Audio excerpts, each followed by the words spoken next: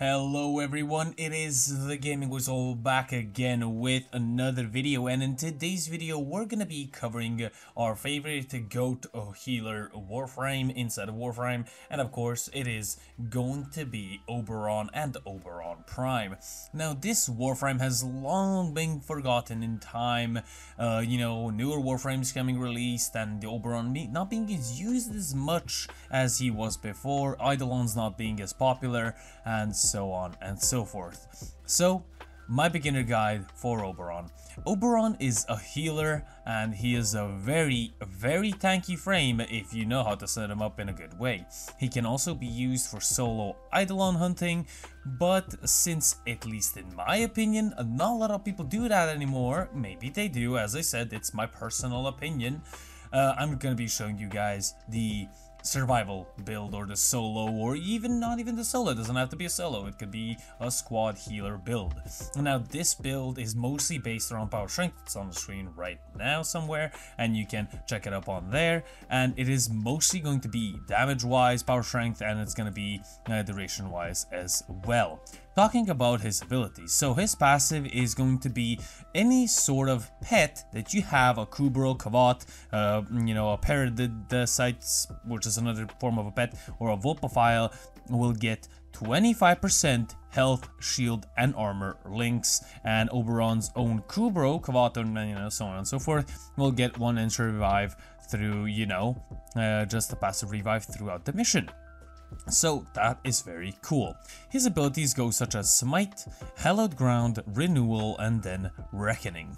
Now, these abilities I honestly think are mostly good. Smite I would maybe change out for another helmet ability later down the line, but for now this is a beginner guide. We're gonna keep it, as is right now. So what are the main abilities that you're gonna be using on Oberon?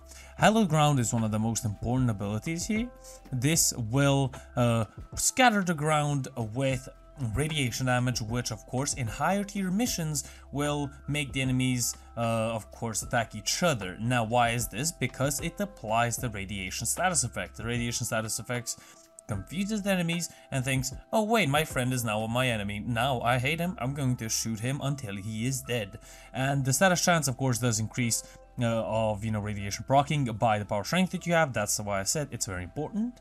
Renewal will give you I'll actually tell you right now, armor. It will give you initial health while casting the ability. It will give you a certain amount of health per second, and it will turn down your bleed out when you fall on the ground or your teammates fall on the ground. Now, if you want to have more range on this, I would definitely prefer you put on more range. This is a more solo-oriented build that I have here right now, and as you can see in the top right corner, my health is barely going down, and if it is, I'm gaining a lot, I mean a lot of health back. Now, of course, you have to keep in mind, while applying radiations, enemies won't be shooting you as much. There will be one part of the video where you're actually going to see the enemies literally focusing me and not being able to kill me. I do have, I think it's called, let me just remember, Phoenix Renewal is the augment that it's called. Every 90 seconds, you will be able to get yourself fully revived upon taking fatal damage, so that's really cool. Reckoning basically, what it does is reduces the armor of the enemies tagged. It does a certain amount of damage, it does a certain amount of extra damage, it blinds the enemies that haven't been stunned by its actual ability, and you have, I think, a maximum of 50% health orb drop chance. So this is very good. Very good. Now, a lot of people recommend you change out Smite for, I think it's Gloom, which slows down the enemies in a certain radius. That is Severgoth's ability. But as I said, beginner guide, so we're not going to be talking about that much.